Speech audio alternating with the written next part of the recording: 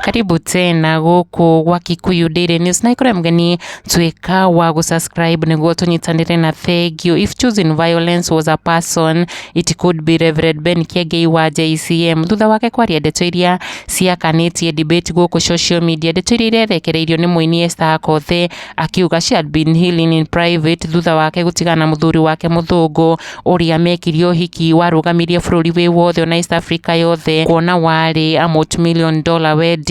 Na it's so unfortunate Akothee na Omosh gutigana na divorce a few months later. Ndeto iria cikoretwo ikigario guku nenda-ini ya Kenya makihithuria Mzungu ucio ari muthuri wene na mutumia wake nimekitio hiki last year guku, amwe makiuga uhiki uyu wao wari project ya wash na riu gukiri oro uguo riu Muthee Kiengei onake ni umiritie kwaririria debate ino na kuruta mawoni make maria egemeirie Mzungu ucio, akiuga thiru gathenema karia arekereirie mutambo-ini wake wa Facebook, akiuga Mzungu uyu aiguire pastor akihoithia na kuhoera kina Akothee mathereme na maigithio tonga wao me hamwe akiracuria maitho make na kumahingura ta mundu uronekana kwaga gwitikaniria na mahoya macio. Na mbere ya nguonetie gathenema kau njitikiria nguthomere miario ya Reverend Ben Kiengei iria arekereirie na kuga ati hapo kwa invest together kalifungua tumacho kakashindwa Jehova tuna invest nini, agikira emoji cia gutheka na kuga wanaume haria mashabiki make meyumiritie kwira Kiengei matongorio ni makadais,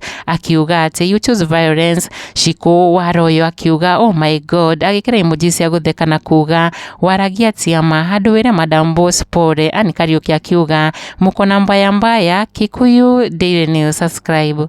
In their hearts for one another will cause them to work together, will cause them to invest in doing whatever it takes to make it work and last. Whatever it takes.